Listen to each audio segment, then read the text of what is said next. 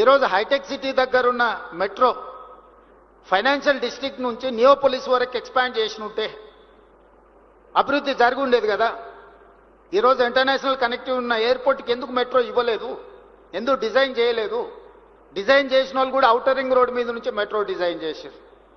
ఎవరెక్కాలి? Jubilee హిల్స్లో ఉన్నోళ్ళు, బంజారా హిల్స్లో ఉన్నోళ్ళు, లేకపోతే ఇక్కడ ఉన్నోళ్ళు ఎంతమంది మెట్రో ఎక్కుతారు? ఇక్కడ నుంచి హైటెక్ మీరు ఔటర్ రింగ్ రోడ్ ఎక్కినా కూడా అదే స్పీడ్తో మీరు ఎయిర్పోర్ట్కు చేరుకుంటారు. మల్టీ యూటిలిటీ ట్రాన్స్పోర్టేషన్ అనేది హై డెన్సిటీ పాపులేషన్ ఉన్న మధ్యలో నుంచి ఉండాలి. జనసాంద్రత ఉన్న ప్రాంతాలలో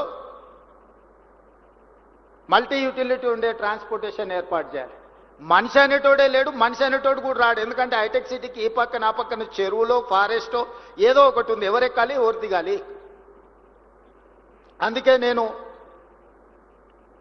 నాగోల్ నుంచి ఎల్బీ నగర్ నుంచి ఓఎస్సీ హాస్పిటల్ నుంచి చాంద్రాయణగుట్ట నుంచి agriculture university, where I'm going to construct a high court with in 100 acres from there to Shamshabad to airport. I have redesigned metro. LB Nagar నుంచి హయత్ నగర్ వరకు ఎక్స్పాండ్ చేయమని చెప్పిన మెట్రోని. Hayath Nagar is one more city now. Kukatpally తర్వాత పటాన్చెరు, బిహెచ్ఎల్ దాటి మెట్రో అవసరం ఉంది. లక్షల మంది అక్కడ కార్మికులు పనిచేస్తున్నారు. అక్కడికి ఎక్స్పాండ్ చేయమన్నా. హైటెక్ సిటీ నుంచి ఫైనాన్షియల్ డిస్ట్రిక్ట్ నుంచి ఈరోజు కోకపేటలో 100 కోట్లు పెట్టి ఎకరం కొనుక్కున్న మీ ప్రాంతాన్ని నియోపోలిస్కి మెట్రో ఎక్స్పాన్షన్ చేయమని చెప్పిన నేను.